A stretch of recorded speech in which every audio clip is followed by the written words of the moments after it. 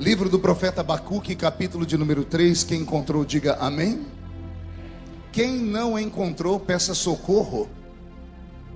Tem gente que não achou ainda. Está na Bíblia, viu? Fica tranquilo.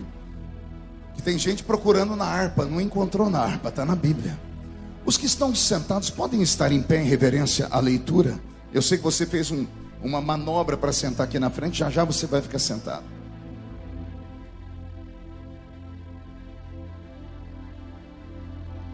Perfeito.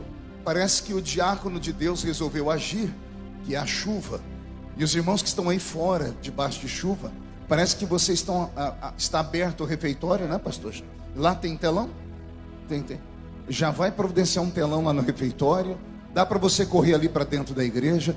Se os irmãos chegarem um pouquinho mais para frente daqui a pouco, eu acho que dá até para vocês entrarem aqui dentro, tá bom? Só não chegue muito, senão você não senta, né? Porque depois para sentar vai ser uma luta.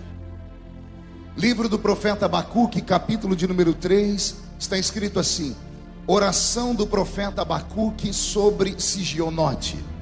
Ouvi, Senhor, a tua palavra e temi. Aviva, ó Senhor, a tua obra no meio dos anos. No meio dos anos a notifica, e na ira lembra-te da misericórdia. Amém, igreja? Como o texto é curto, eu vou ler mais uma vez para a palavra criar raiz no nosso coração. Oração do profeta Abacuque sobre Sigionote. Ouvi, Senhor, a tua palavra e temi. Aviva, ó Senhor, a tua obra no meio dos anos. No meio dos anos a notifica, e na ira lembra-te da misericórdia. E quem crê nesse texto, dê um glória a Deus. Coloque a Bíblia no banco, na cadeira, e você poderia pegar na mão da pessoa mais perfumada do seu lado? Eu tentei bonito, você não encontrou ninguém. Perfumado deve ter alguém. Isso. Aperte a mão dessa criatura com carinho até ela falar aleluia. Pentecostal que não faz barulho, está com defeito de fabricação, não é? Vamos orar. Pai, mais uma vez nós oramos, e a minha oração não invalida a oração do pastor Ezequiel Montanha. Pelo contrário, a minha oração se soma a dele. E o nosso pedido é um só: que os céus comecem a trovejar a sua glória sobre a pequenina cidade de Camboriú, que é tão grande e tão importante para todos nós pentecostais do Brasil e do mundo. E antes que eu comece a revelar aqui os seus segredos, os seus mistérios, cerque este lugar com a sua presença, e num raio de 5 quilômetros, onde houver um demônio alojado, eu dou a esses demônios segundos para sumirem daqui, porque se não sumirem, serão queimados pelo poder da sua glória que aqui será derramada. Rasgue os céus sobre o estado de Santa Catarina. Manda anjos de fogo descerem aqui, que estes anjos desçam trazendo brasas de fogo nas mãos. Comecem a esparramar estas brasas entre nós, e onde houver um crente cheio do Espírito Santo, pega ele, Jesus, toma ela nas suas mãos agora. Agora, meu Senhor, e mostra o caminho da verdadeira e poderosa adoração. Fala conosco, fica conosco, é o que eu te peço agora e sempre. E toda a igreja diz: os que podem, tome o seu assento, aplaudindo a Jesus, porque Ele é bom, porque Ele é maravilhoso, porque Ele é tremendo. Graças a Deus. Deus está aqui. Querida igreja, noiva do Cordeiro, simpatizantes da nossa fé, amigos que vieram de perto ou de longe, que estão aqui em corpo presente, ou que nos assistem aí pelas mídias sociais, pelos canais oficiais dos Gideões Missionários da Última Hora. Aprove ao Santo Deus, nesses últimos dias, transformar este lugar mais uma vez numa casa de alimentos, não apenas para os que vieram aqui, mas para todos os brasileiros, e por que não dizer brasileiros que moram fora do nosso país, que amam o poder do Pentecoste. Camboriú não é só uma cidade, é um reduto guardado sob a mão de Deus. O Brasil todo, por onde eu já fui, olha que eu já preguei no Brasil em quase, um pouco mais de 4.000 municípios, pastor Nilton. E no mundo, quase 100 países. E não há um lugar onde eu tenha ido que as pessoas não falam que foram alimentados pelas palavras que saíram aqui desta doce e santa tribuna. Essa semana foi um alento. Essa semana voltamos a respirar ares de esperança. Desde domingo, esta casa se transformou no palco da revelação divina. O oráculo de Deus foi aqui rasgado. Profetas profetizaram, cantores cantaram, crentes entraram na presença de Deus dançando como Davi. Outros levantaram as suas mãos para cima. Há aqui uma mistura de crentes raízes daquela década antiga, dos crentes Nutella dessa geração mais nova.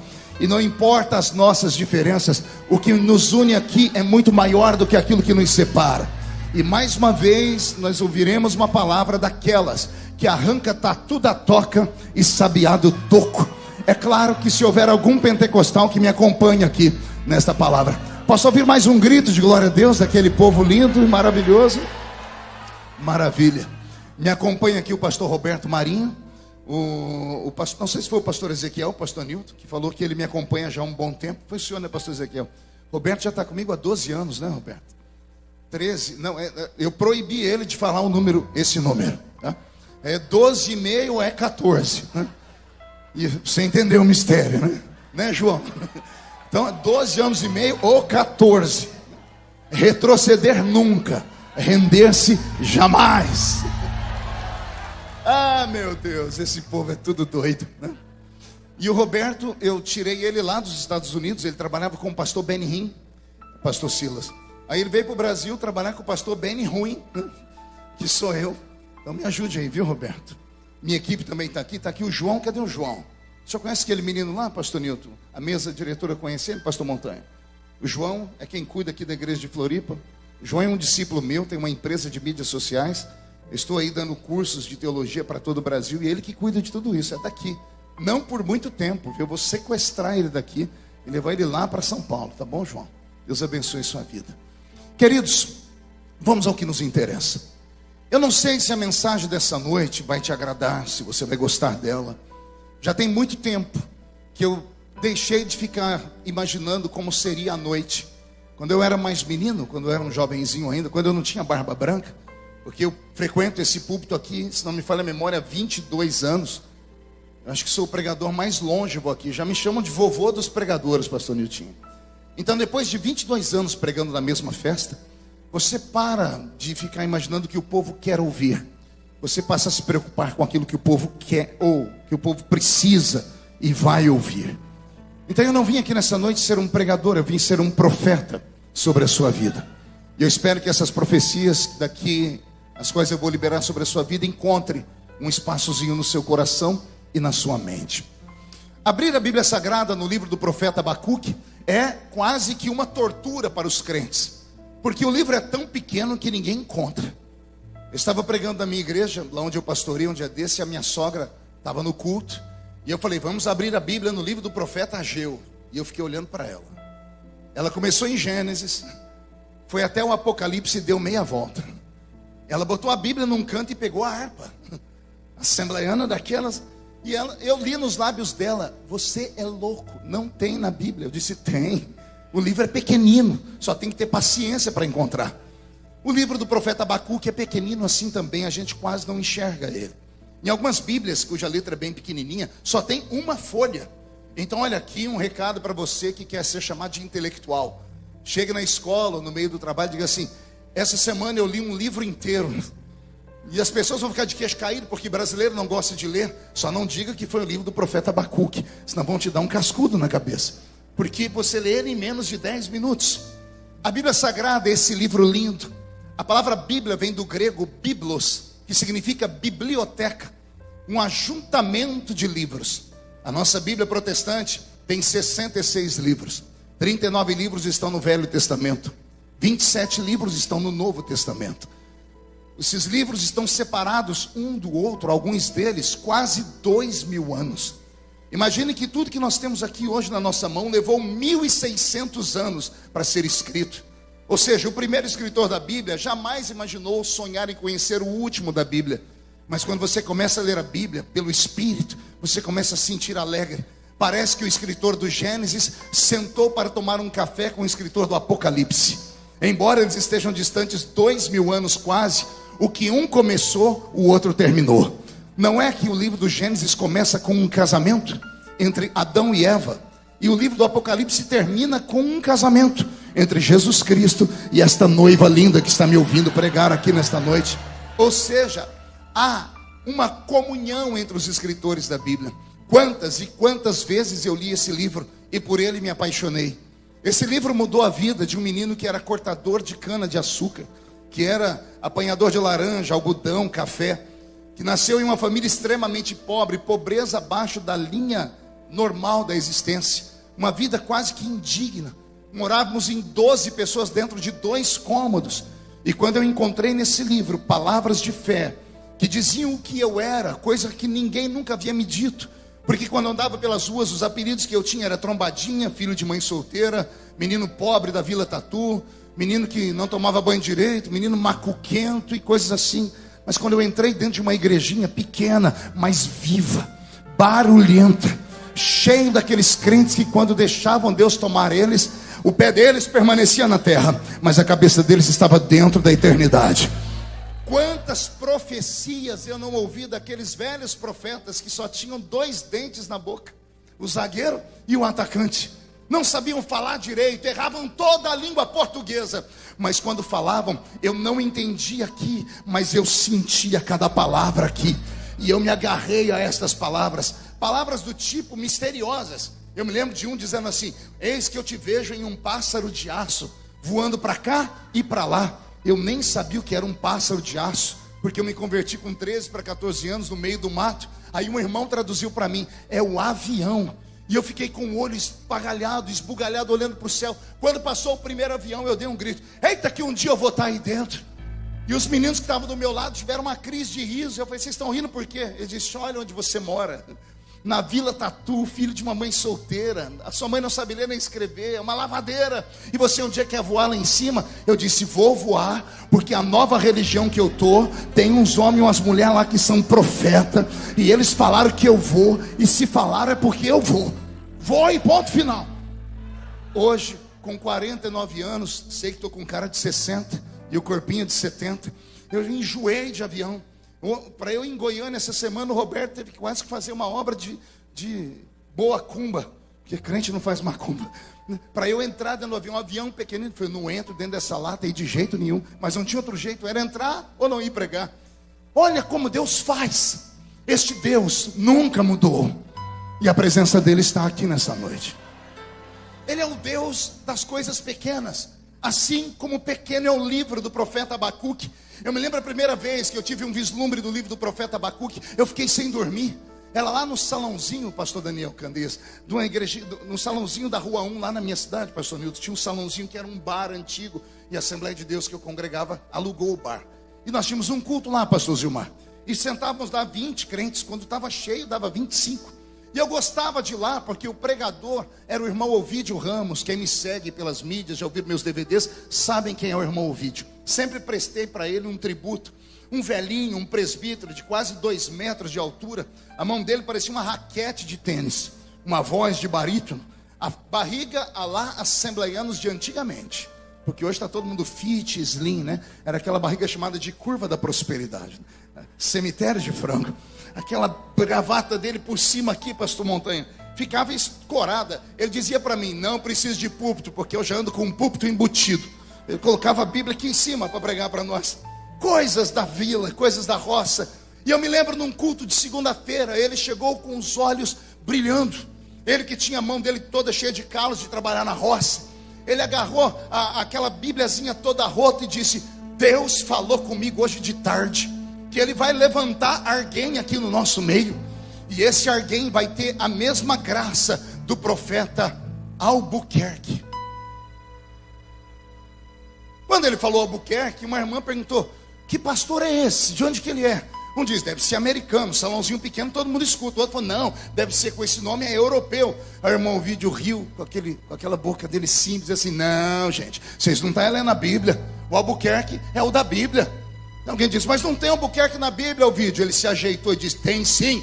O Albuquerque falou assim: aviva, Senhor, a tua obra.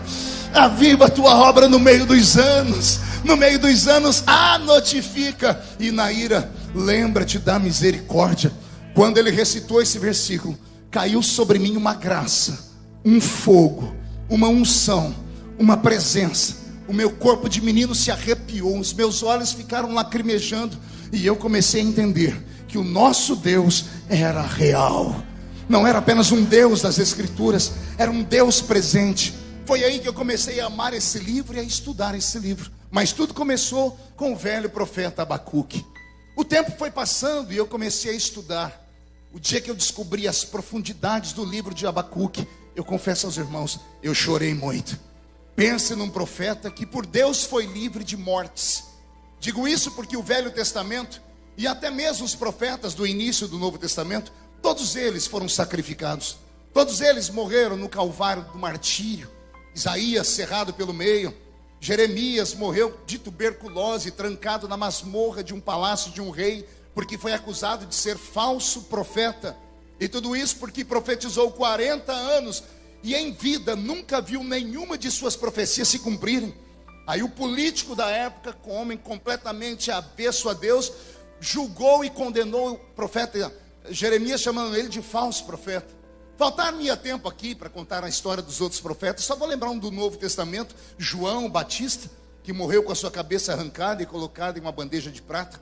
Assim terminavam os profetas. Abacuque recebeu uma bênção de Deus.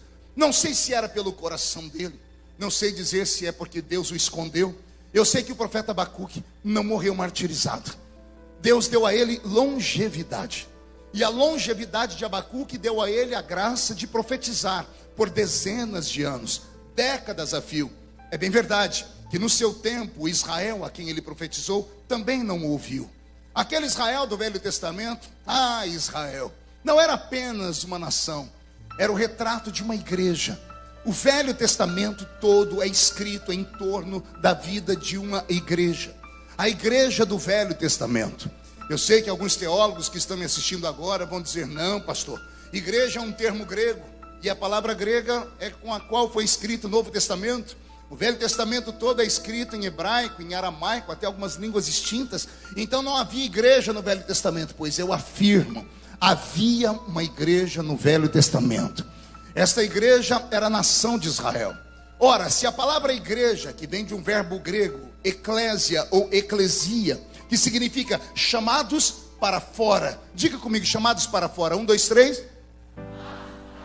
Isso é o que significa a palavra igreja. Eu posso afirmar categoricamente que no Velho Testamento tinha uma igreja também. Porque esta igreja vai nascer com Abrão, aquele a quem Deus trocou o nome e colocou o nome dele de Abraão. Nasceu no dia em que Deus foi à tenda dele e disse, Abraão, sai para fora. Sai da sua tenda. E sai para uma terra que eu ainda vou te mostrar. Se o termo no Novo Testamento é chamados para fora, e no Velho Testamento Deus usa Abraão para ser o pai da igreja, chamando ele de sai para fora, eu posso acreditar que havia sim uma igreja no Velho Testamento. E me dá dores, pastor Roberto Marinho, falar da igreja do Velho Testamento. Uma igreja que faliu, uma igreja que fracassou, uma igreja que afundou, uma igreja que naufragou. E ao naufragar, ao invés de sobreviver se atracando a pedaços de madeira, a pedaços de profecias, a pedaços de palavras de fé, simplesmente deixaram ser sugados para o fundo do mar por falta de esperança. E é por isso, e somente por isso, que quando terminamos o Velho Testamento no livro de Malaquias, Deus se tranca no céu e por 400 anos não conversa mais com a raça humana. Se você não sabia, aprenda. Temos 2 testamentos por isso. No Primeiro Testamento, no Velho Testamento, na Primeira Aliança, no Antigo Pacto, Deus tentou de tudo. Mas todos os homens com quem Deus fez um pacto, estes homens quebraram o pacto. Deus levantou Adão, Adão pecou. Deus levantou os filhos de Adão pecaram. Deus levantou Moisés para ser o maior pastor do mundo. Imagine os senhores receberem uma igreja com 3 milhões de membros, prontinha. Foi isso que Moisés recebeu. Ele recebeu uma igreja que tinha 600 mil homens de guerra. Homens de guerra eram homens que tinham exatamente 30 anos de idade. Eram homens que tinham a sua emancipação dada pelos judeus. É por isso que o ministério de Jesus Cristo começa com 30 anos. É por isso que só com 30 anos ele vai ser batizado, ou seja, ele está emancipado. 600 mil homens com 30 anos saíram do Egito. Suponhamos que cada homem tivesse uma esposa, no mínimo um filho. Um homem com 30 anos é suposto que ainda tenha o pai vivo e a mãe viva. 5 pessoas em uma família, 5 vezes 600, 3 milhões de pessoas. Moisés recebe uma igreja com 3 milhões de pessoas e ele só tem uma função. Pergunte qual? Só falo se todo mundo perguntar. Tirar esta igreja do Egito e levar esta igreja para Canaã. Tirar de onde? E levar para onde? Saudade dos velhos tempos, quando nós não tínhamos música bonita ainda, mas os nossos pais cantavam corinhos que arrebatavam a gente. Tinha um que era assim, ó: caminhando eu vou para Canaã, caminhando eu vou para Canaã, caminhando eu vou para Canaã, glória a Deus, para Canaã. O que é que os nossos pais cantavam? Eles mostravam para nós a metáfora do Velho Testamento. Eles mostravam para nós uma história que aconteceu e poderia voltar a acontecer. Quem acompanha políticos deve de algum dia ter ouvido algum político recitar de cor durante a sua fala um texto que nós usamos muito: quem não conhece o passado está fadado a repeti-lo. Quem não conhece a história está fadado a caminhar pelo mesmo caminho e errar de novo. Os nossos velhos pais, que não tinham a cultura que temos, cantavam esses corinhos para nós nos lembrarmos que a igreja do Novo Testamento nada mais é do que uma sombra daquilo que a do Velho Testamento foi. É o reflexo dela. E assim os pastores modernos têm a mesma função de Moisés: tirar o povo do Egito e levar o povo para Canaã. Só que o pastor Moisés, que recebeu esse rebanho tão grande, começou o ministério dele esquisito. Ele começou matando um homem, enterrando na areia. E a Bíblia Sagrada, na boca do nosso sumo pastor, que é Jesus, vai dizer: o bom pastor não mata, ele dá a vida pelas ovelhas. Deus levantou um pastor gigante, o diabo foi e catou ele. Deus levantou o pai da fé, Abraão. E não é que um dia Abraão contou uma mentira que quase destruiu a sua família toda? No Novo Testamento, o nosso sumo pastor vai dizer que quem mente é filho do diabo. Deus levantou Davi para ser um homem segundo o seu coração. E o homem segundo o seu coração adultera e manda matar o marido da mulher. Deus levantou Sansão para ser o libertador de Israel. E o grande libertador morreu preso no templo de Dagon, atado a correntes. Deus levantou Salomão, porque há quem diga que o homem sábio não se perde no meio do caminho. Mas o homem mais sábio do mundo morreu louco, aos pés dos ídolos, das suas mais de 700 mulheres, fora as suas 300 concubinas. Ou seja, todas as pessoas que Deus levantou no Velho Testamento para liderarem esta igreja, acabaram de alguma forma se prostituindo espiritualmente com os espíritos da sua época. E por isso, quando chegamos em Malaquias, Deus dá um grito. Ele sai da terra, toma o seu trono, olha para a terra e dá um grito que nós usamos muitas vezes no púlpito dos Gideões em forma de tema: e agora, a quem enviarei? E quem há de ir por nós? E aí todo mundo grita. Isaías falou: eis-me aqui. Não era Isaías. Isaías estava vendo o céu e ele só repetia o que ele ouvia. Deus disse: eu fui, não me aceitaram. E agora, a quem enviarei? Aí do lado de Deus Pai está o Filho. E é o Filho que grita: eis-me aqui. Envia-me a mim para aquele lugar. É isso que é o Velho Testamento. Ora, o que me deixa mais assustado é que o pastor Moisés conseguiu sair do Egito, mas não deu conta de chegar em Canaã. E não foi só ele. Quem não deu conta de chegar em Canaã foi a sua igreja, que saíram com 3 milhões de almas, e só 2 entraram lá dentro daquele lugar: Josué e Calebe. Todas as demais foram mortas pelo próprio Deus naquele deserto. Tudo por causa de um pecado. Não foram 2 nem 10, foi só por causa de um pecado. Pergunte qual? Pecado pior do que adultério. Pecado pior do que assassinato. Porque para todos os pecados há uma desculpa. O que adultera, adultera dizendo assim: foi incompatibilidade de gênero, eu fui traído, então deu troco. há uma desculpa. O que mata diz assim: eu matei em legítima defesa, há uma desculpa. O que rouba diz: eu roubei para dar comida para o meu filho, há uma desculpa. Mas Israel comete um pecado que não tem desculpa. Quer perguntar qual pecado? Pergunte qual. O pecado da ingratidão. Não existe um pecado pior do que esse, porque o ingrato não tem desculpa. Você pega ele na sarjeta, coloca dentro da sua casa, você tira da boca dos filhos e dá para ele. Você tira do seu próprio corpo e dá para ele. Você dá dignidade à pessoa, você dá para ela uma nova história de vida. E aí quando a pessoa está bem, você vira as costas e ela crava um punhal nas suas costas. Esse é o pecado de ingratidão. Esse é o pecado de Israel. Pastor, não vejo Israel cometendo esse pecado. Sua mente não deve estar boa, vou rememorar ela. Imagine você atravessando o Mar Vermelho agora, no meio daquele povo. 2 paredes de água, não tem barro no chão, porque o seu Deus cuida dos mínimos detalhes. Ele não quer que você arraste para Canaã nem a terra. Passaram a pés enxutos. Quando você chega do outro lado, Deus diz: não caminhe, olhe para trás. Você olha para trás e pergunta por quê? E Deus diz: contempla o seu inimigo pela última vez, porque depois de hoje Faraó não te perseguirá mais.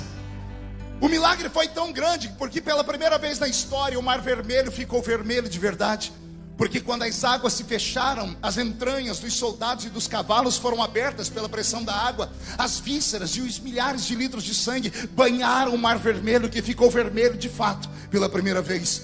Quando se vê um milagre de verdade como esse, a gente não pula e não grita, viu? Não, pastor, na minha igreja, quando alguém conta que Jesus curou de dor de dente, nós vamos até a madrugada em vigília. É porque a nossa geração é fraca e não conhece milagre de verdade. A gente vê algumas coisas que são sombras de um milagre. Mas quem aqui já viu milagre de verdade, sabe que quando você vê um milagre, a sua vontade é morrer. Porque você vê que o véu que separa esse mundo físico do mundo invisível foi rasgado. E entra uma presença que você não sabe dizer o que é, que ela rouba o seu oxigênio. Eu me lembro de um milagre violento que eu vi no continente africano, quando as irmãs do ciclo de oração de uma igreja ficaram de pé para dançar, porque elas não tinham instrumentos. Então os instrumentos eram bater o pé no chão e as mãos. Na medida que batia um pé na mão, a mão na mão e o pé no chão, subia uma poeira e descia uma glória que eu nunca tinha visto na vida. E eu escutei do lado do púlpito um homem que estava sentado como vocês, mas não com pernas perfeitas como de vocês, perna toda torta. Ele gritando num português lusitano, dizendo: quisera eu, Pai do céu, ter pernas para pular e dançar também. E de repente nós escutamos um barulho, parecia um trovão, ninguém sabia de onde veio. Houve silêncio, e nós escutamos o barulho dos ossos daquele homem se envergando, pastor Silas. Trac, trac, trac. Na medida que os ossos dele foi se levantando, eu não conseguia ficar olhando. Parece que o lugar que estava escuro foi tomado por uma luz. Perdemos o fôlego naquele dia. Eu não conseguia pregar, porque um milagre de verdade aconteceu. O milagre de Israel atravessar o mar foi um milagre desse. Quando Israel viu os egípcios morrerem, não houve cântico, houve silêncio. Porque houve pavor. Foi preciso que Miriam enfiasse a mão na sacolinha dela, pegasse um pandeiro, encontrasse uma pedra, botasse a perna e tirou uma nota musical pelo pandeiro aqui e gritou: ei, Israel, só o Senhor é Deus, só Ele é o Senhor. Esse Israel cometeu o pecado da ingratidão. Por quê, pastor? Porque se eu estivesse lá e visse um milagre desse, eu não esqueceria nunca. Quem me acompanha nesse pensamento?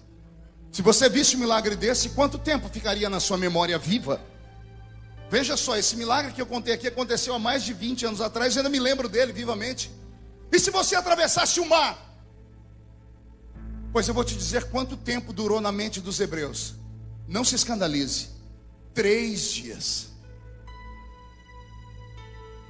3 dias.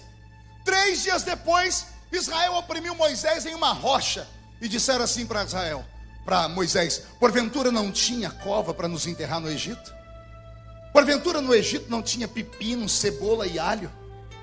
Olha o que é pensamento de escravo. Não adianta tirar o escravo da escravidão se você não tirar a escravidão de dentro do escravo. Você tira o escravo da prisão, mas ele ainda tem cabeça de escravo. Ao invés de começar a pensar coisas melhores, se fosse sentir saudade da picanha do Egito, eu entenderia. da água limpa do faraó, eu entenderia, mas sentir saudade de pepino, cebola, alho. Ei, reclamar de cova. Pergunte por quê? Porque quando escravos se reuniam, só falavam dos sonhos deles. E como eles estavam escravizados há mais de 11 gerações, 430 anos, ou melhor, quase 11 gerações, porque uma geração é 40 anos na Bíblia, 430 anos, quase 11 gerações, depois de estar escravizado, o pai foi escravo, o avô foi escravo, o bisavô, o tatataravô, até chegar 11 gerações atrás, todo escravo que nascia, já nascia sonhando: meu sonho é ser enterrado numa cova. 7 palmas, não quero ser jogado em qualquer lugar, eu quero um enterro. Foi isso que eles reclamaram com Moisés. Não tinha cova para nos enterrar lá. Moisés não sabia o que dizer. Isso causou uma ira em Deus, que Deus disse: vou matar esse povo. E Moisés por 3 vezes intercedeu. Na última vez, Deus fez uma proposta indecente para Moisés. Eu disse proposta o quê? Olha a proposta de Deus: Moisés, não discute, eu vou destruir esse povo, e eu vou fazer de você um outro povo. Um dia eu estava na minha igreja, lutando com os problemas lá, porque pastor sofre. Me deu uma ira, que eu dobrei meu joelho e falei: Senhor, faz a proposta de Moisés para mim, se o Senhor tiver coragem. Falei: faz, vamos ver se o Senhor tem coragem. Porque se Deus falasse para mim: eu vou destruir essa igreja, eu vou te dar outra igreja, eu tinha aceitado. Moisés era mais crente do que eu. A palavra veio do céu, veio para a cabeça. Antes de descer para o coração do velho, ele caiu de joelhos. É só de joelhos que se vence uma tentação. Ele rasgou a roupa e disse: se for para o Senhor matar esse povo, primeiro risca o meu nome do seu livro. Aí Deus disse para ele: você é o único que presta. Levanta, diga ao povo que marche. Israel ficou feliz, Moisés ficou feliz. E antes que continuasse a marcha, Deus chama Moisés e disse: Moisés, eu disse que não mato, mas eu vou punir esse povo. Eu imagino Moisés dizendo: o Senhor vai nos matar de sede? Não. Vai nos matar de fome? Também não. Vai nos matar de vergonha? Também não. Vai nos matar de calor? Também não. Vai nos matar de frio? Também não. Ora, Senhor, se o Senhor não vai fazer isso, qualquer coisa que o Senhor fizer contra nós, a gente aguenta. Será, Moisés? Não mato de sede, eu providencio a rocha de Meribá para matar a sede de vocês. Não mato de fome, eu transformo o céu em uma padaria e faço chover pão na mesa de vocês. Não mato vocês de vergonha, porque a roupa vai crescer no corpo, não vai envelhecer, o sapato não vai furar. Não mato vocês de frio, porque durante a noite a minha nuvem vai fazer fogo e aquecer vocês. Não mato vocês de calor, porque durante o dia a nuvem fará sombra. Senhor, então o deserto para nós será um passeio. Sim, Moisés, só tem um problema. Qual, Senhor? Na minha terra ninguém entra.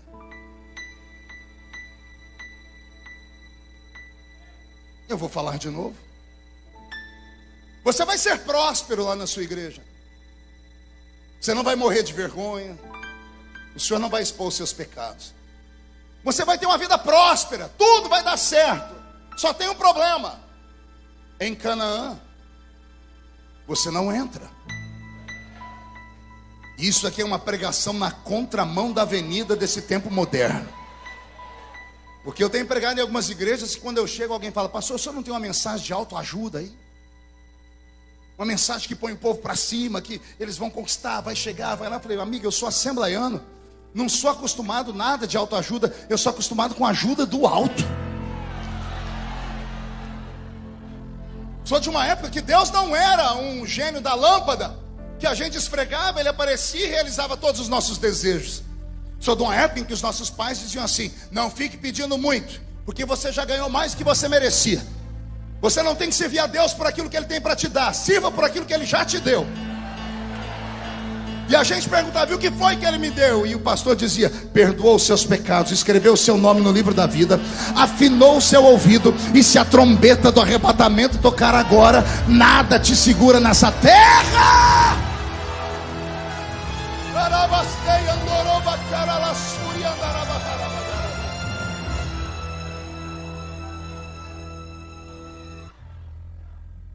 A igreja do Velho Velho Testamento fracassou.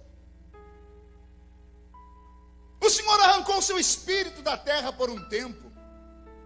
Ele olhou para aquele povo e disse: vocês não merecem a minha presença e a minha glória. E é esta igreja do Velho Testamento que Abacuque por um tempo pastoreou. Ao pastorear esta igreja e sobreviver até o auge dos seus 70 anos, e o que eu vou falar agora, eu aprendi com um rabino lá em Israel, em uma temporada que eu fiquei lá. Há em Israel uma tradição que diz que os profetas que sobreviviam a todo o império, aos impérios, às lutas políticas, e fosse fiel ao Senhor, no final dos seus tempos, Deus dava a eles um presente. Pergunte o quê? Antes de jubilar os profetas, o Senhor deixava eles fazer um último pedido. Se fosse hoje, à noite, no seu quarto de hotel, na sua caravana, você fosse visitado por um anjo do Senhor, e o anjo do Senhor dissesse a você: você foi fiel no seu tempo, e o Senhor manda te dizer que os seus dias estão findando, mas antes de te levar para o céu, Ele vai te conceder um último pedido. O que você pediria? Pode confabular, pergunta para o irmão do seu lado. É um último pedido. Você vai partir dessa para outra. Eu fiquei imaginando, quando o rabino me contou isso, a simples. Eu, no lugar de Abacuque, pediria mais dias para viver, longevidade de dias. Não podia pedir eternidade, mas viveria um tempo. Eu pediria dignidade, porque não tem nada pior do que você envelhecer sem saúde.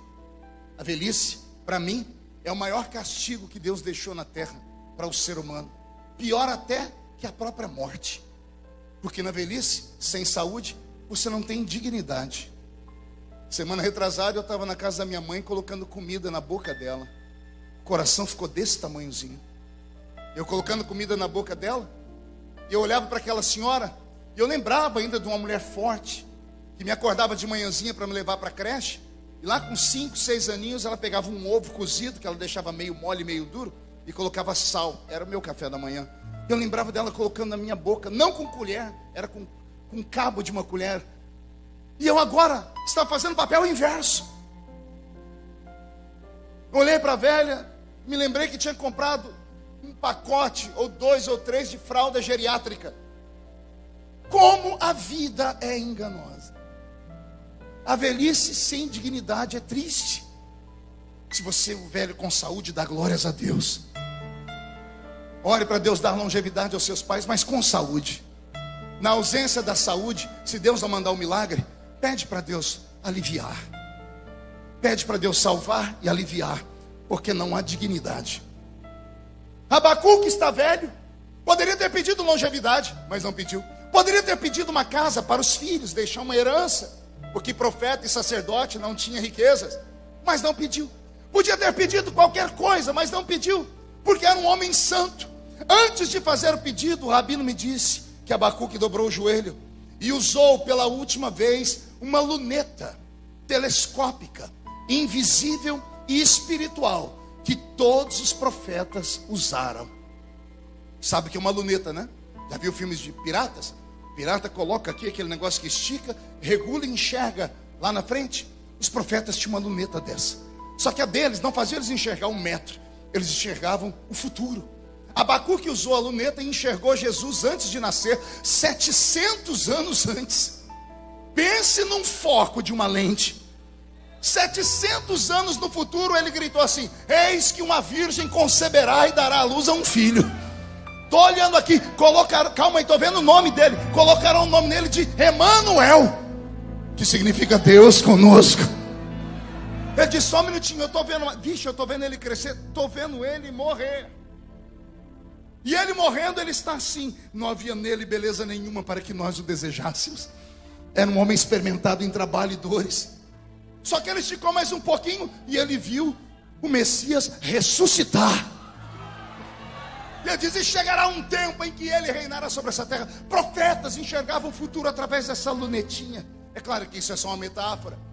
Abacuque, que enxergava o futuro, pegou a luneta e colocou nos olhos. E ele regulou para um futuro. Eu não duvido que ele tenha conseguido enxergar os nossos dias. Ele viu a história do seu povo se desenrolar ao tempo da história. Quando ele olhou, ele viu a diáspora dos judeus, eles ficando sem terra e correndo o mundo inteiro como errantes. Ele assistiu Jerusalém ser destruída 27 vezes, pastor Sila, por causa de guerra. Ele viu o templo de Salomão ser queimado, porque havia muito ouro, prata. Por isso que eles queimaram Jerusalém. Salomão enfeitou Jerusalém com ouro. Havia uma estrada de uma das portas proféticas, que era a entrada do rei, que ela ia direto para o santuário, para o templo de Salomão. Era pavimentada em ouro. Quando entraram os governantes mundanos lá, queimaram a cidade para derreter o ouro e arrancaram o ouro dali. Milhares de anos mais tarde, aquela porta se abre e um descendente de Davi vai entrar. E ele vai entrar em cima de um jumentinho. Alguém se lembrou da profecia que o rei ia entrar, não tinha ouro, então o povo tirou a roupa e colocou. Tiraram os galhos das árvores e colocaram, porque o rei tem que ser recebido com o sacrifício do seu povo. Aleluia. Ele assistiu em loco Israel se perder. Ele viu seus filhos se desviarem. Mude a música, Bento. Ele viu seus netos se tornarem ateus. Ele enxergou Nietzsche, um filósofo judeu, que decretou a morte de Deus no seu tempo. Ele enxergou outros judeus que ganharam um prêmio Nobel porque fizeram coisas boas para nós, mas esqueceram que Deus era de verdade. Ele viu os cânticos da Bíblia serem apagados. Ele viu a falência dos salmos. Ele viu as histórias serem deixadas de contar. Ele enxergou os nossos dias e nos viu aqui. Pastor, mas o que temos nós a ver com eles? Nós somos a extensão de Israel. Nós somos o novo Israel. Não entendeu? Vou falar de novo. Eu não estou pregando aqui para brasileiros hoje. Eu estou pregando aqui para um novo Israel. É João quem disse, ele veio para os judeus, mas eles não aceitaram. Mas a todos quanto receberam, deu-lhes o poder de serem feitos filhos do Deus vivo. Abacuque enxergou os nossos dias e ele viu tudo se perder com o tempo. E me perdoe, porque nesse momento eu vou ficar um pouquinho saudosista, mas eu acho que como velho de barba branca eu tenho todo o direito. Fui entrando aqui hoje, chegando aqui em Itajaí, falei com os meninos que estavam comigo no carro, que saudades. Saudades quando eu vinha para cá em 1988, dentro de um ônibus. O ônibus nem ar-condicionado tinha. Atravessar São Paulo para chegar aqui, mas a gente não estava preocupado com conforto. A gente vinha orando, cantando. Quando alguém via a placa de Santa Catarina, começava dentro do ônibus um movimento. Quando a gente via a placa Camboriú, o fogo descia. Nesse mesmo lugar aqui, não tinha esse pavimento, aqui tinha uma cozinha, a gente fazia uma fila imensa para comer aqui, aquela comida abençoada, aquele arroz vaticano, em papa. A gente não vinha por causa da comida, não aquela. A gente entrava no banheiro e até para fazer as necessidades a gente tinha que se cobrir, porque tinha uns profetas que entravam dentro do banheiro. Eu vi, ninguém me mandou, eu vi um irmão sentado lá e um outro com a mão aqui em cima, profetizando. Eu vi, ninguém me falou, eu sou testemunha, não mentiria num lugar santo como esse.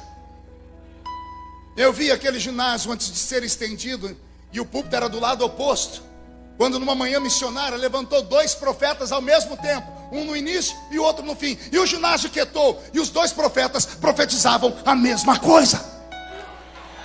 Não tinha microfone, então Deus deu aos 2 a mesma palavra.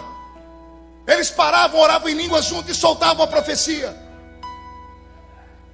Saudade daquela manhã missionária, que Deus tomou o pastor Gregório Charzu, que chamou uma oferta e eu não tinha 1 centavo para dar. Foi me dando uma tristeza, porque nem comida eu tinha. Eu vim porque os irmãos me ajudaram a chegar aqui. E de repente ele gritou, agora eu quero a maior de todas as ofertas, eu quero a vida, quem quer ser entregue na mão do Senhor? Eu falei, isso eu tenho. E eu saí correndo, correram junto, me derrubaram, eu derrubei os outros, pisaram em cima de mim, eu pisei em cima dos outros. Eu me joguei na frente do altar. Eu acho que foi para mim, eu não estava olhando. Eu ouvi a voz do pastor Gregório dizendo: Deus está recebendo esse menino aqui, ó. Saudades. Saudades de um tempo em que esse púlpito não era um ringue de boxe, onde pessoas se utilizavam dele para bater nos outros e desaforar. Saudades de um tempo em que tudo que ouvimos aqui dava um norte para as crianças, para os adolescentes, através da Rádio Marumbi. Que eu saía da minha casa para ir na única irmã da minha cidade que tinha um rádio movido a válvula, colocava a Rádio Marumbi e a gente ficava ouvindo. As nossas referências não eram o Neymar, não era o Ronaldinho Gaúcho, não era o Ronaldo Fenômeno, não era o Cristiano Ronaldo, não era a Bruna Marquezine. Nossa referência era esse púlpito.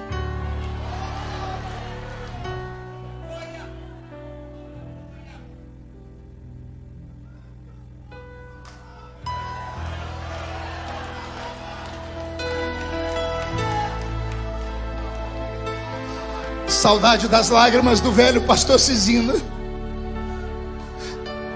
que plantou dentro de nós a paixão pela África, a paixão pelo Amazonas, a paixão pelos esses países do mundo. Não havia obstáculos, não havia falta de fé. A gente não se preocupava, a gente sabia que o que era falado ia acontecer. Essa tarde eu falei: Senhor, renova os nossos dias como dantes. Que caia sobre todos os gideonitas nessa noite uma nova história. Que esses 2 anos de pandemia tenha sido um puxão de orelha em todos nós.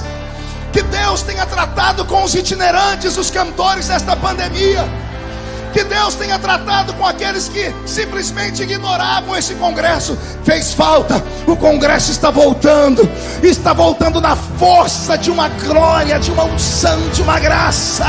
Eu quero profetizar que quando esta festa terminar, a sua vida não será mais a mesma, os seus sonhos serão renovados. Jesus vai batizar com o Espírito Santo novamente. Se alguém acredita nisso agora, grita, mas grita com vontade.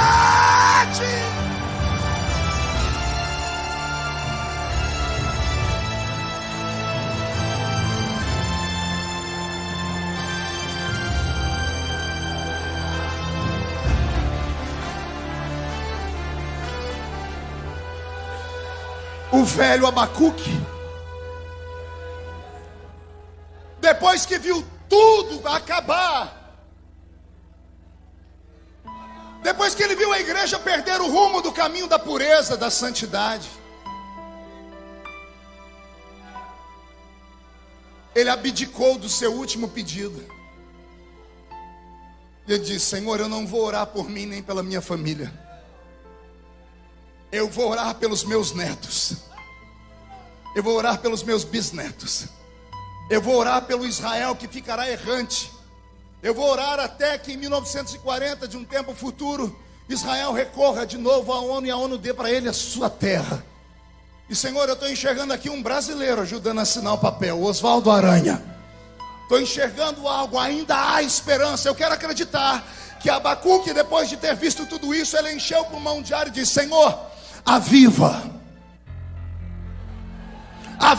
a tua obra, não só nos meus dias, aviva a tua obra amanhã, depois de amanhã, avive a tua obra no decorrer do meio dos anos, aviva a sua obra até o arrebatamento da igreja.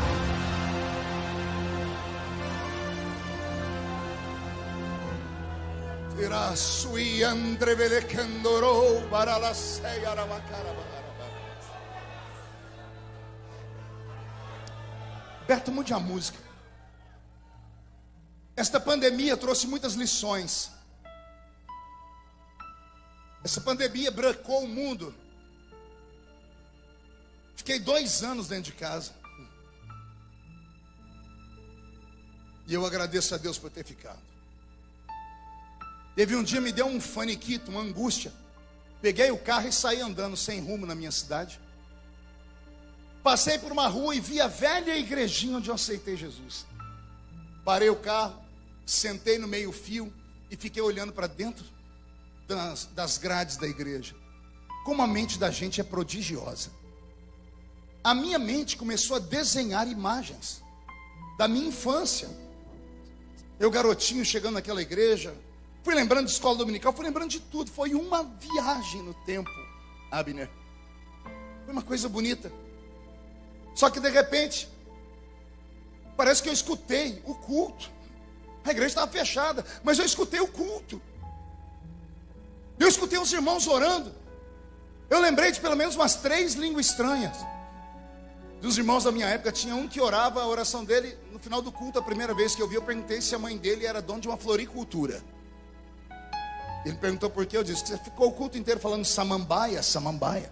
Que samambaia é essa? Era a língua estranha dele. Eu me lembrei. O coração foi ficando pequeno. Falei, Jesus, para as lembranças. O Senhor disse, você entrou, agora não tem como sair. Aguenta. Eu olhei para a esquina e me vi menino entrando, subindo a igreja, atrasado, olhando para um reloginho digital, igual o do Bolsonaro. Meu Deus, estou atrasado. O atrasado meu era 7h05, porque o culto começava às 7h30, mas para nós já era atrasado, porque 7 horas era lei estar dentro da igreja. 7 horas cada um tinha o seu canto e íamos orar. Chegar às 7h05 era um transtorno, porque a gente tinha que sair pulando os irmãos.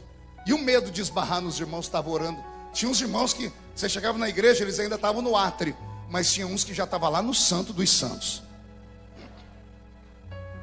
Eu ia para o grupo de mocidade, que ficava de lado, assim, o púlpito aqui.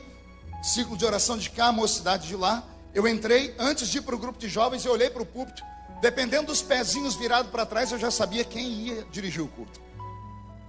Quando eram os presbíteros que tinham lá, não dava muita empolgação, porque tinha uns lá que era muito bruto. Começava o culto com um sininho. Alguém lembra de sininho aqui? Chacoalhava aquele sininho até quietar todo mundo. Tinha um outro que começava o culto batendo palma. Amém, amém, amém, amém. Vamos ficar em pé, vamos orar. Mas tinha um velhinho lá, que era o meu pastor. Pastor José Bispo dos Santos. Um baiano sem pescoço. Tem 2 tipos de baiano, com pescoço e sem. O baiano sem pescoço, cuidado com ele. A cabeça é colada aqui. A criatura é brava que só Jesus. Pastor Bispo era bravo, mas era um homem santo. Quando ele estava no culto, eu disse, hoje o culto vai começar diferente. Eu dobrava meu joelhinho lá, eu chegava lá entre os 2 canelas de fogo. Nós tínhamos um trio, era o trio Parada Dura da igreja. Quando a gente chegava antes do culto começar, os irmãos iam chegando na esquina e diziam assim, está tendo visitante na igreja. Chegou uma caravana, olha o barulho. Chegava lá, era o Pedro, o Tiago e João. A gente gritava, a gente concorria para ver quem gritava mais alto. Como as cadeiras não existiam, eram só banco de madeira, os bancos sofriam na mão da gente. Eu espancava aqueles bancos, dava tapa, dava soco, batia a cabeça no encosto. Chegava atrasado, ia lá no meio dos dois, olhava o banco estava tudo molhado. Às vezes de lágrima, às vezes de cuspe. Mas não tinha problema, era só chegar, fazer assim com a mão e orar. E a oração ia crescendo. Quando dava 7h29, o coração quase saía pela boca. Eu só dava uma olhadinha assim por trás. Eu vi o pastor descruzando o pezinho. Ele ia para o púlpito. Eu falei, vai ser agora. Ele pegava o microfone, ajeitava a altura dele. E ele começava a cantar assim. Em fervente oração, tens o meu coração na presença de Deus derramar. Canta! Mas só podes fluir o que estás a pedir quando tudo deixares voltar.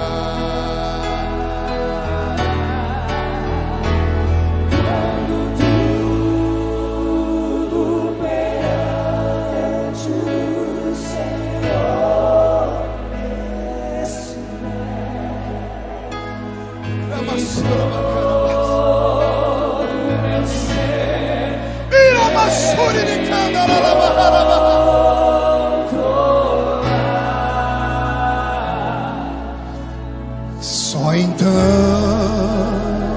hás de ver que o Senhor tem poder quando tudo deixares faltar.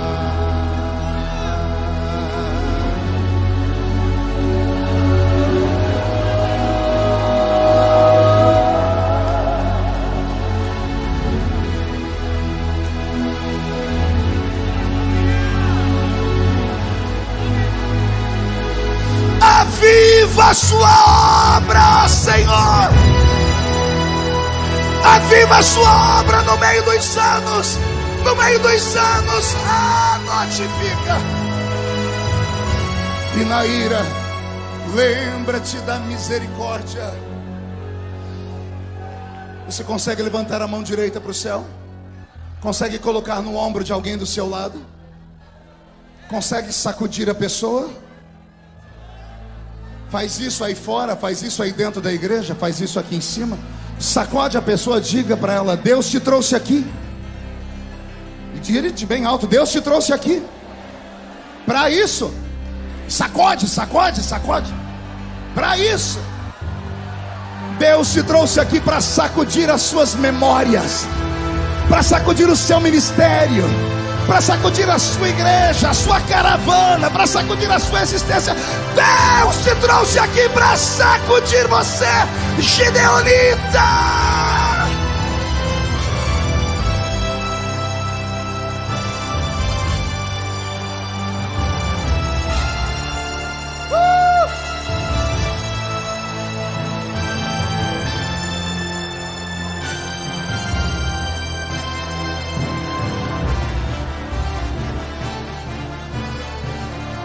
Olhe para mim. Aguenta, coração.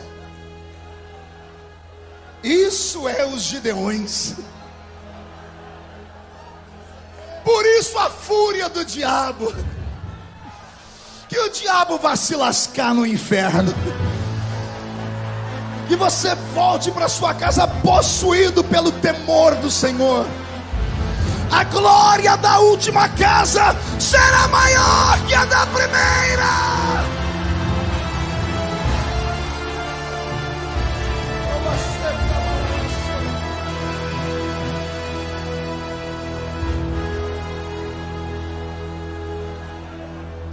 Abacuque, sente só mais um pouquinho.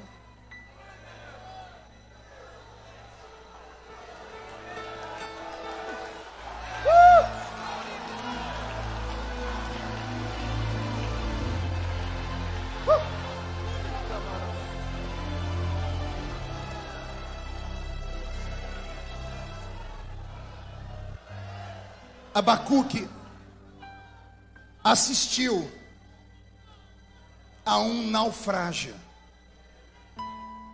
Diga comigo: naufrágio. O que é um naufrágio, pastor? É quando uma embarcação vai a pique. Nós temos na Bíblia várias histórias de naufrágios. Talvez a mais conhecida e mais famosa seja o naufrágio de Paulo. Aliás, Paulo era mestre em naufrágios. Na carta aos Coríntios ele diz que já tinha naufragado 3 vezes. Vai escrever Atos dos Apóstolos, Lucas é obrigado a dizer: pois teve uma 4ª vez. Ele foi colocado dentro de um barco. Era um barco mercantil, porque o barco já era cheio de trigo. Vai vendo, vai anotando aí. Era uma embarcação cheia de trigo. E tinha alguém cuidando da embarcação. E esse alguém que cuidava da embarcação só podia ouvir 2 pessoas: o capitão e o mestre. Mas tinha Paulo dentro da embarcação. E Paulo é profeta. E o profeta falou para eles: não sigam viagem, porque vai haver perda de matéria e de vidas. E o centurião que cuidava daquela embarcação disse assim: não, Eu vou ouvir o capitão porque ele conhece a técnica. Eu vou ouvir o mestre porque ele sabe ler as estrelas e o sol. E Paulo era só um presidiário. Aliás, não conta para ninguém. Todo mundo pensava que ele era um presidiário. Tinha 276 almas dentro do barco. 275 achavam que ele era um presidiário, mas não sabiam que ele era o capitão. Vou começar a revelar. Na visão humana, presidiário. Na visão divina, capitão do barco. Ouviram os homens da terra. Veio uma tempestade que durou 2 semanas, 14 dias. Capítulo 27, verso 20 de Atos dos Apóstolos diz assim: e por 14 dias não houve sol nem estrelas. Caiu sobre eles uma nebulosa. Como é que chama aqui quando a gente está passando, cai aquela nuvem que a gente não enxerga nada? Cerração, neblina, cerração. Caiu uma cerração no mar. 14 dias eles não viam o sol e também não viam estrelas. Ou seja, o dia e a noite para eles era tudo igual. Os homens que estavam dentro do barco, por serem gregos, e o barco era ungido para 2 filhos de Zeus, começaram a fazer suas orações, começaram até a jejuar. Jejuaram tanto que um dia Paulo levantou e disse: gente, o jejum de vocês não está prestando, porque é para a pessoa errada. Posso dar um conselho? E ele dá um grito: eu avisei, eu falei que o barco ia a pique. É a função do profeta. Ninguém gosta de profeta por causa disso. O sacerdote levanta um altar bonito, o profeta diz assim: destrói e refaz.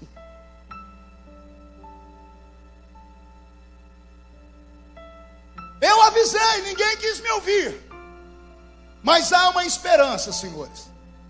Na noite passada, um anjo de Deus me visitou.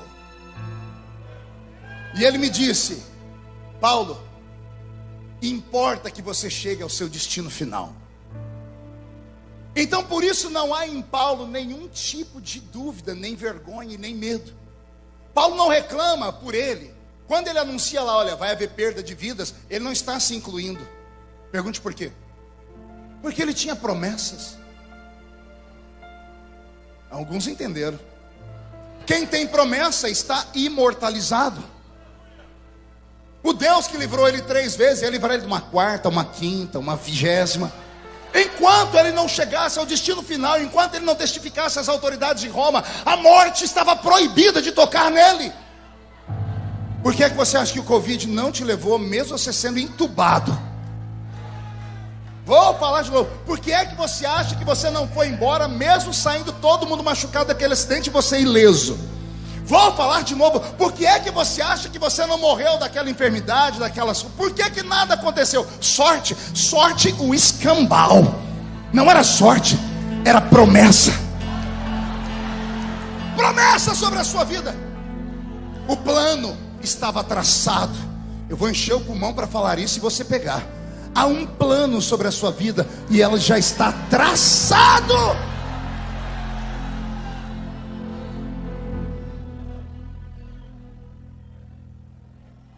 E Paulo disse mais: e o Senhor me disse através do anjo que quem ficar comigo não morre. Não falei que o prisioneiro vai virar capitão? Se ficar do lado do capitão e do mestre ali, morre. Mas se ficar do lado do profeta, vive. Eu quero saber se alguém fica do meu lado aqui nessa noite. Do lado do profeta, mesmo sendo coisas loucas. Então, como profeta, eu vou te dizer: estamos naufragando. Mas o naufrágio não é o final. Por que não, pastor? Porque quando naufragar de tudo, ou você vai aprender a nadar. Se você não souber nadar, você vai procurar um pedaço de madeira. E se não achar um pedaço de madeira, Deus vai colocar outra coisa lá. O negócio é que você vai sair vivo e vai lá para a beira da praia. Nesse naufrágio coletivo da igreja evangélica brasileira e mundial, foi feito um censo agora. 30% dos crentes não voltaram para a igreja após a pandemia. E alguém diz que a pandemia desviou os crentes. Mentira. A pandemia só revelou os desviados. Foi isso que aconteceu. Deus começou a filtrar. Ora, como é que você acha que os anjos vão fazer a colheita final? O joio tem que ser tirado do meio do trigo. Você não deu conta, aí vem Deus com a pandemia, Ele dá conta. Por que você está sentindo um ambiente livre aqui? Por que você está sentindo o céu baixinho? Estamos aqui, aqueles que o Senhor Deus escolheu para ficarem nesses dias finais. Então, diga para o seu irmão, estamos naufragando, mas tenha bom ânimo. Olhe para mim, por favor, em nome de Jesus, eu vou ajoelhar para pedir. Em nome de Jesus, não faz igual o Leonardo DiCaprio no filme do Titanic. Faz não. Faz não. Ih, pastor, aqui é a Assembleia de Deus, ninguém viu o Titanic. Quem assistiu o Titanic? O povo todo viu. Ainda mais porque contaram que no final cantaram um hino da harpa lá, né? Como é que é o hino mesmo que cantaram lá?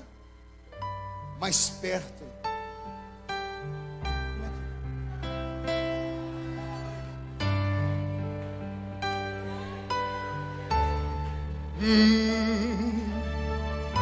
Ainda que seja dor que me una a ti. O coro é bonito, dá pra sair? Sempre te suplicar. Por quê? Mais perto quero estar.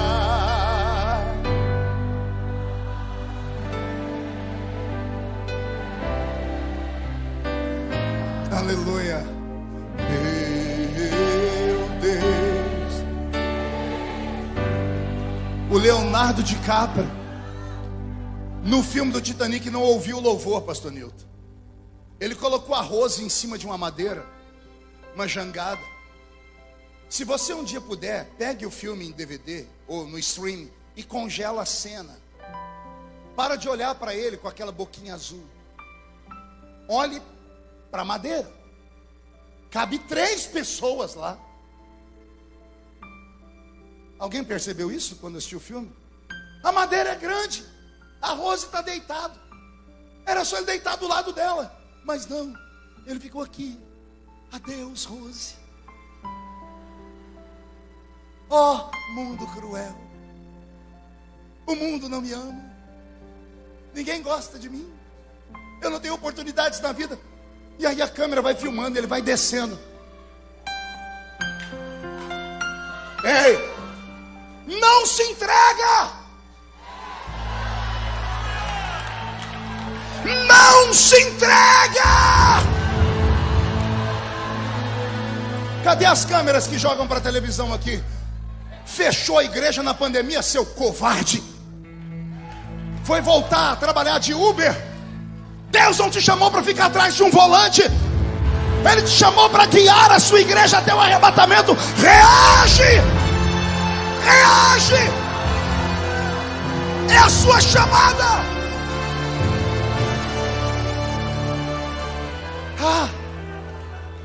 A convenção não me ajudou. Não me deram dinheiro para cuidar. Vai arrumar um tanque de roupa bem cheio para lavar. Você foi ungido pela terra ou foi ungido pelo céu? Se você foi ungido pelo céu, vem 1, 2, 100 pandemias. Vem a doença que vier, vem a praga que vier, vem a guerra da Rússia. 1000 cai do seu lado, 10.000 cai à sua direita. Você não pode ser atingido, não pode, não pode.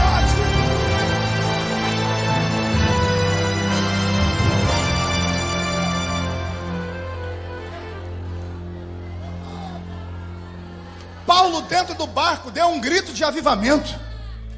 Ele olhou para as pessoas que tinham entregado os pontos, Silas, disse assim: tenham bom ânimo, tenham esperança. Esta é a palavra dos Gideões. Não acabou não. Só acaba quando acaba.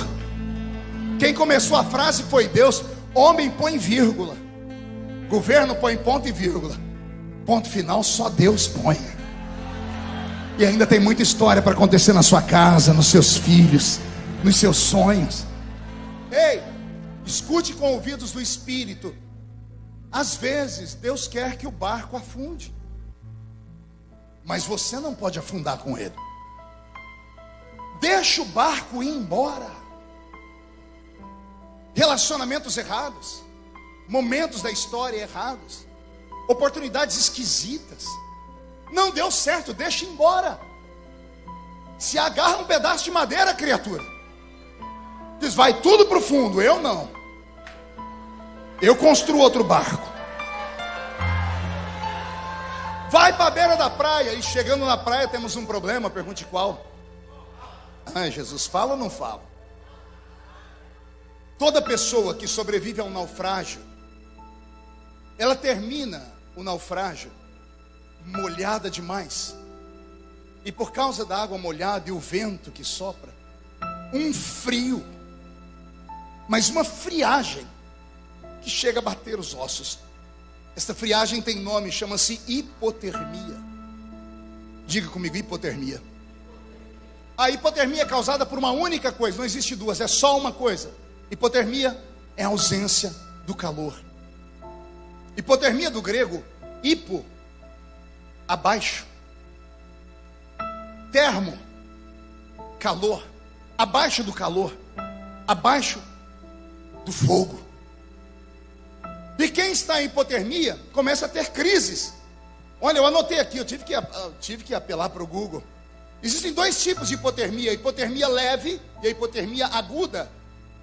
A hipotermia leve, ela causa tremores leves, mãos e pés ficam dormentes, cansaço excessivo, movimentos ficam lentos, as mãos e os pés murcham, há uma desaceleração do coração e da cognição, a pressão da pessoa baixa.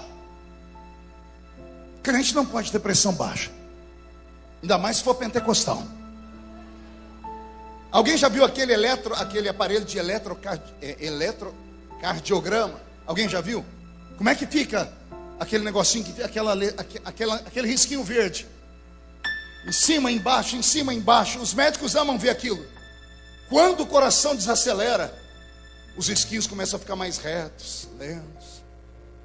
Se o risco ficar retinho, perfeito, o médico diz, morreu. Alguém entendeu? Sua vida tem que ter agitação. Tem que acordar de dia, não saber como termina a noite canta uma vitória, no dia seguinte é uma pancada, uma derrota. Você levanta, sacode a poeira, dá a volta por cima, vai de novo. Pregou hoje, não deu certo, não entrega os pontos, vai e prega de novo amanhã. Foi gravar uma música, não deu certo, grava outra. Tentou aqui, não deu certo, vai lutando. Não para, porque se parar, o cachimbo cai. Meu avô dizia isso. Se parar, o cachimbo cai. Eita, velho, seu Zé. Em nome de Jesus, reaja a essa hipotermia, a esse frio. Procura uma fogueira. Eita, que agora o povo animou. Paulo, 275 vidas na praia, tremendo igual vara verde, hipotermia. Eles pararam numa terra que só tinha bárbaros, homens que acreditavam em deuses, mas eram pessoas humanas. Quando viram eles tremendo de frio, chamaram eles para meio da ilha, na ilha de Malta, e fizeram uma grande fogueira. Quando jogaram fogo, todo mundo foi chegando perto do fogo para se aquecer. Paulo era tão cordial que ao invés de ir lá se aquecer, foi buscar madeira para colocar no fogo. Porque o profeta é assim, ele não só pega o fogo, ele leva a madeira. Quando ele pegou madeira seca, no meio da madeira apareceu uma víbora.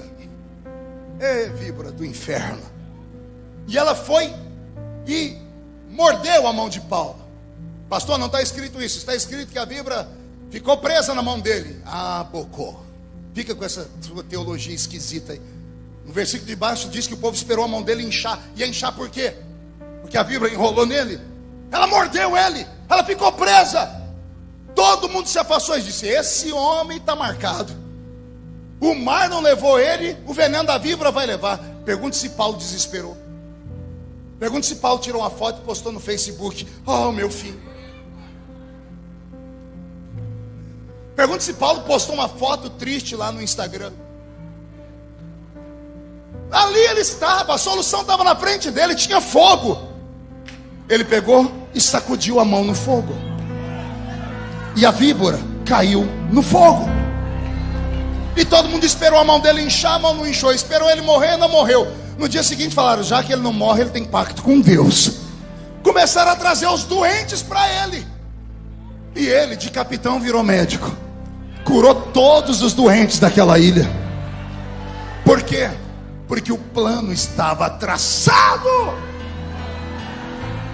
Era necessário haver um naufrágio naquela hora. Eu estou aqui para ver se Deus te põe de pé de novo, para você parar de ficar chorando as pitangas.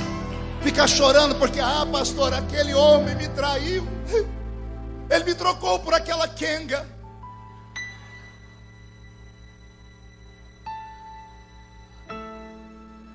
Vamos enxergar de outro ângulo. E se ao invés dele ter te trocado, Deus tenha cegado ele para te dar um livramento?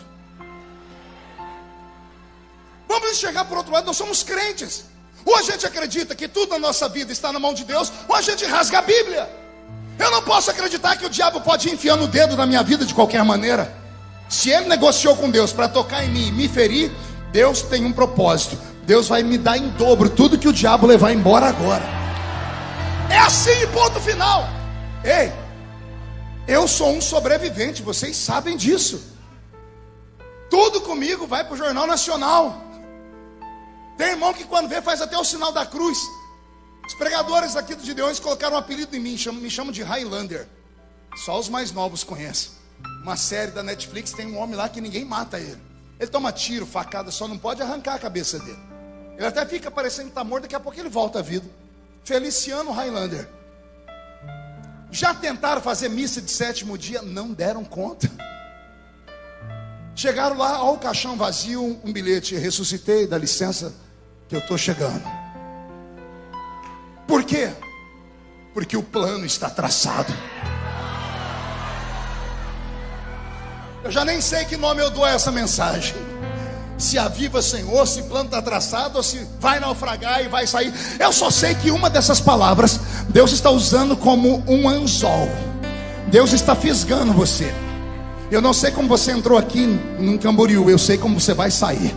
Você vai sair cuspindo fogo. Quando chegar na rua da sua casa, Zé Pilindra, Zé Pilantra, Chucaveira, Tranca-Rua, Preto Velho, Nega Velha vão sair da sua frente. E você vai dizer: sai, porque eu estou chegando. Eu estou chegando. Só quem acredita nessas loucuras, fique de pé, por favor. Fique de pé.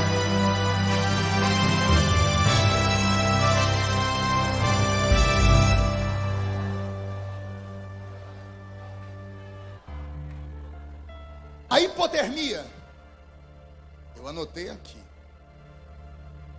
A hipotermia, ela atinge 2 grupos de pessoas: os neonatos e os idosos. Um idoso, depois de muito tempo, ele perde a sensibilidade, ele não sente o frio e acaba morrendo de hipotermia. E o neonato também. O neonato é o bebezinho recém-nascido. O bebezinho, por causa do seu peso e do seu tamanho, é desconjuntura. Ele é muito pequeno, é muito leve. Então ele em si não pode reclamar que está com frio. Há indícios que crianças acabam morrendo de hipotermia. Aqui fala do novo crente e fala do crente velho. O novo crente, se ele não for criado num lugar cheio de fogo, ele não sobrevive. E o crente velho é diferente do velho crente. O velho crente, cabelo está branco, anda de bengala, mas ele ainda solta umas rajadas de glória. O problema é quando o crente envelhece. Às vezes o crente envelhece com 18 anos. Nasceu numa igreja viva, Assembleia de Deus, aí foi para a comunidade, não sei qual, e lá entrou no movimento chamado neopentecostal. Aí ele gosta do fogo, mas um fogo mais light. Ele até fala glória a Deus, mas é um glória a Deus assim: glórias a Deus. Gosta das músicas, mas as músicas tem que ser assim: nananã, nananã, nananã, nananã.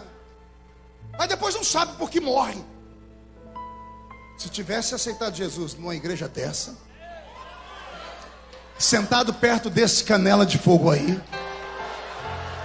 absorvido a palavra de verdade, não esse lixo gospel pela internet, não essas pregaçõezinhas feitas em forno micro-ondas. Crente de verdade come comida feita em fogão a lenha. O arroz com suã, o feijãozinho 45 minutos para cozinhar, mas também depois que fica pronto tem sustância, aguenta o tranco. Não fica trocando Jesus por um quimba de cigarro fumado. Não fica dizendo, não vou mais na igreja porque para. Que Deus nesta noite tenha misericórdia da nossa geração. Eu termino dizendo que existem algumas formas de nós tratarmos a hipotermia. Primeiro, tem que sair do frio. Tem que sair do lugar gelado. Acotovela o seu irmão, diga, você entendeu ou não?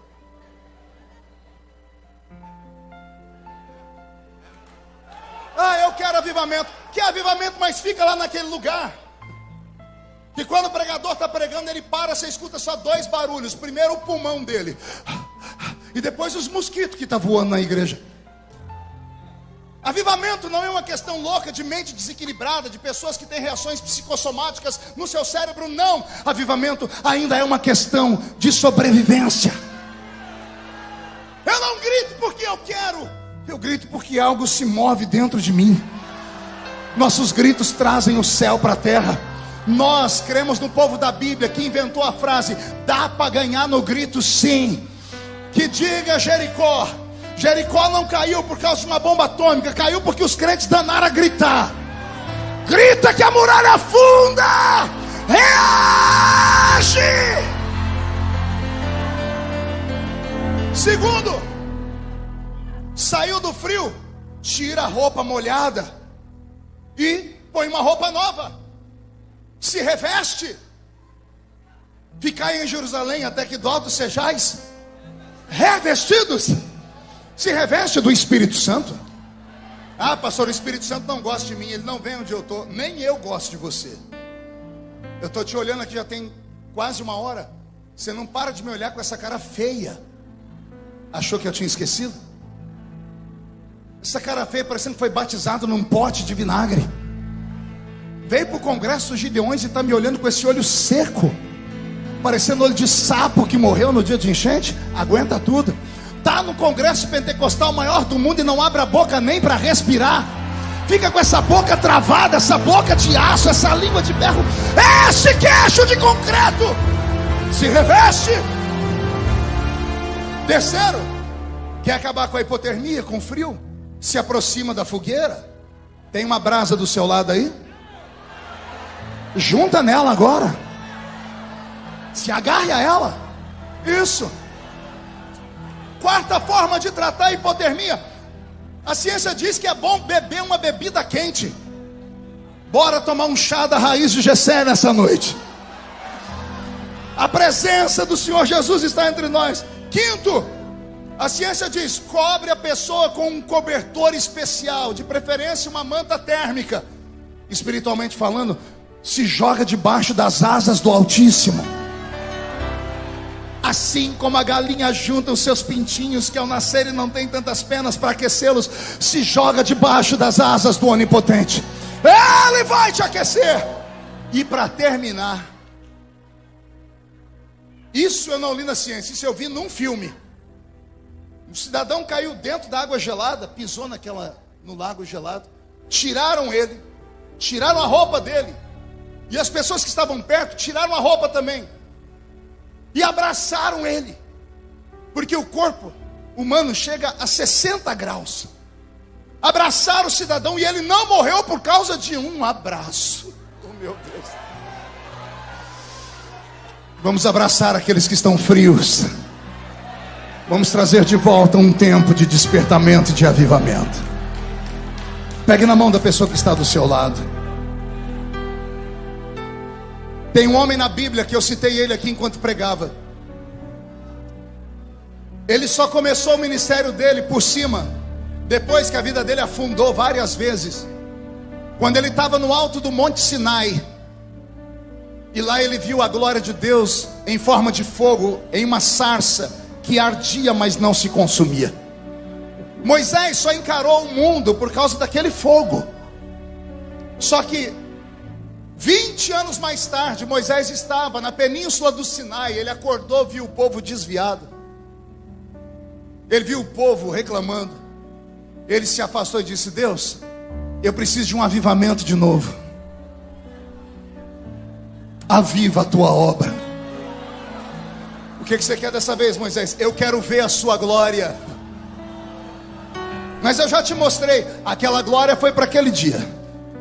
Aquele avivamento foi para aquele ano. 2 anos sem Gideões. Eu preciso de um avivamento novo. Quem precisa de um avivamento novo? E aí Deus disse para ele: eu vou te dar, mas não pode ser aí embaixo. Sobe. E Moisés começou a subir o monte. Vamos subir o monte comigo aqui? Vamos sair da igreja, vamos entrar nas regiões celestiais.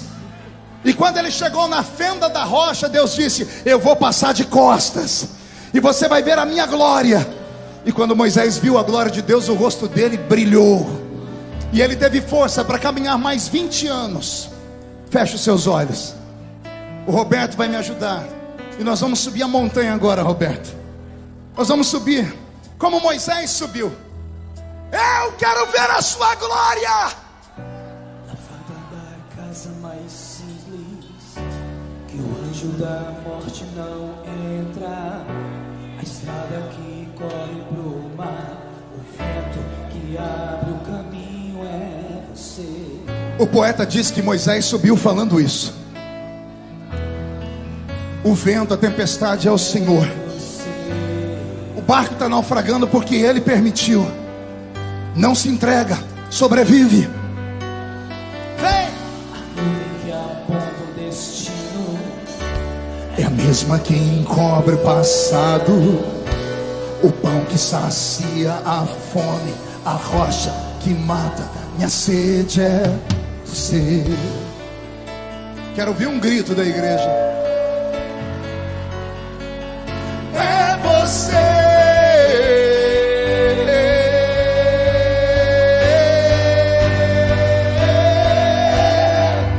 Mais perto do monte, mais perto da face, me espanto com o peso da tua glória. Mais perto da glória, mais perto da morte, e o medo quer me parar. Então me tira o medo que me faz dizer: Moisés, suba em meu lugar. Me faz entender, quero ouvir.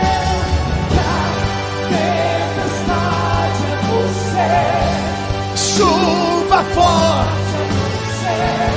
o vento forte, e o que me faz tremer as pernas, a porta aberta. Solte a mão do seu irmão, levante ela para o céu. É tudo sobre você. De novo. Mais perto do monte, mais perto da face, me espanto com o peso da tua glória. Mais perto da glória, mais perto da morte, e o medo quer me parar. Então me tira o medo que me faz dizer: Moisés, suba em meu lugar. Vem, vem. O quê?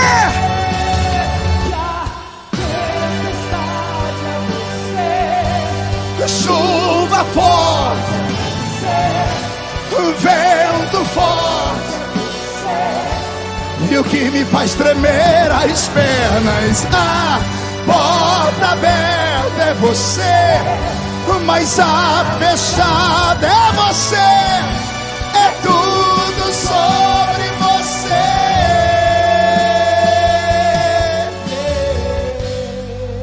Fecha os olhos. Abre a boca. Levante as mãos para o céu. Os batizados com o Espírito Santo, me dei um coral de línguas. Eu quero ouvir um coral de línguas estranhas.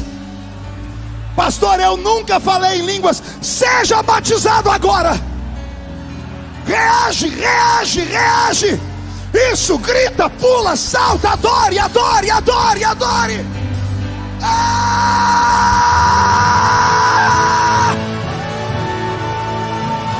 Eu vou subir o monte.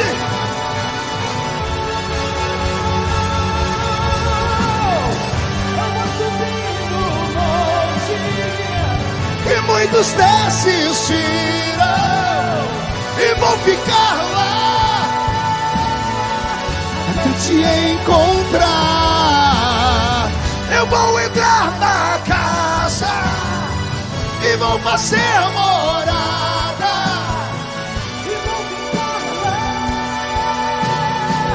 até te encontrar. Para terminar, olhos fechados, mão direita erguida ao alto da cabeça aberta.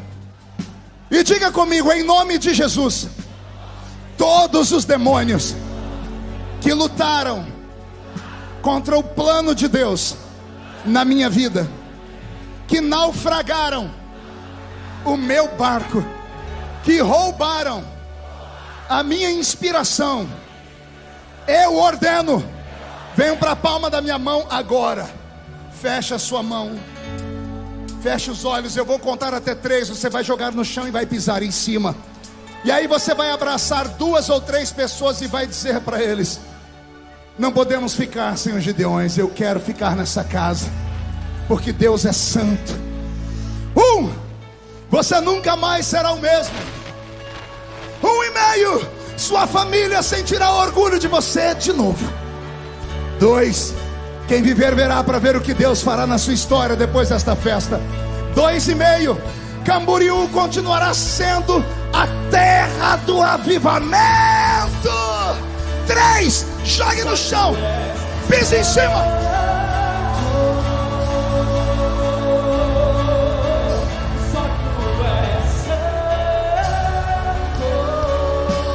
Abrace, profetize, profetize e abrace. Abrace e profetize, profetize e abrace.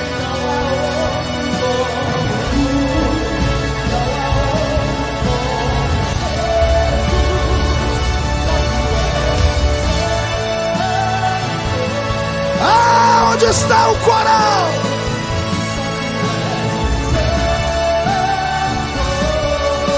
Quero ouvir. Não há outro como tu. Não há outro como tu, não há outro como tu, não há outro como Jesus. Uma coisa vou pedir, deixa eu ficar neste lugar todos os dias da minha vida. Canta, Gideões! Vou pedir, deixa eu ficar neste lugar todos os dias da minha vida. Uma coisa vou pedir, deixa eu ficar neste lugar todos os dias.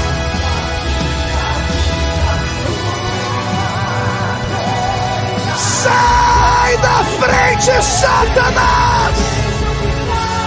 Neste lugar, todos os dias.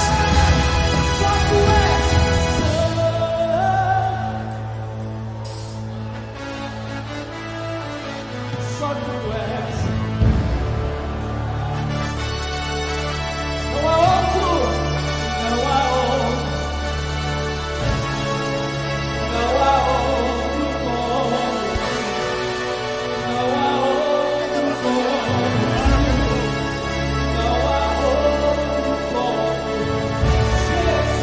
Quem pode aplaudir? Quem pode aplaudir e gritar? Quem pode aplaudir, gritar e dar um pulo para cima? Só para relembrar, pastor Gilmar. Sai da frente, Satanás! Estamos em guerra!